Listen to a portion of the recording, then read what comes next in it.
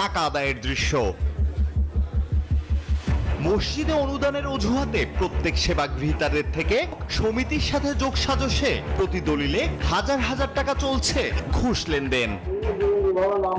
সব টাকা দেয়, সারা বাংলাদেশে হয়, কোনো বিষয় নাই। জোর গলায় বলছেন সাবেক প্রধানমন্ত্রীর পিয়ন 400 কোটি টাকার মালিক। তো কি হয়েছে জানান, তার চাকরিতে ঢুক জানিয়ে সাব রেজিস্ট্রার বলেন এবারের মতো মাফ করে দেন।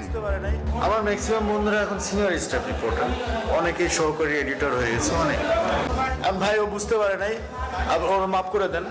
সাব রেজিস্ট্রার বলছেন 2000-এর কম হলে নিতে পারবেন না। তার সাথে থাকা অফিস পিয়ন মোকলেসুর বলছেন প্রত্যেক ফাইলের জন্য 2000 করে টাকা দিতে হয় নাজির সাহেবকে। চেইনম্যান আবুল হোসেন আরেক সেবাগৃহীদের কাছ থেকে নেয়া ঘুষের টাকা গুনতে গুনতে বলছেন 2000 কম আছে, এটা হবে না। কত নিয়েছে স্যার? 4,000 নিয়েছে। না না না না, আমার অবস্থা অবস্থা খারাপ হলো। যে কমিটি কথা করতেছে বলিয়ে তুলেছি, যে ভালো কথা বলছি সেভাবে দিলে সম্পত্তি এমনি পাবা। 1500 কি সূচনা না না করেন না না, আমি নিবই না এগুলা টাকা। আমি শুধু দায়িত্ব পালন করছি। টাকা তো না দিলে যাবে, কোনো নথি যাবে, কোনো 2000 টাকা করে দিতে হবে। আপনি 2000 টাকা দিন।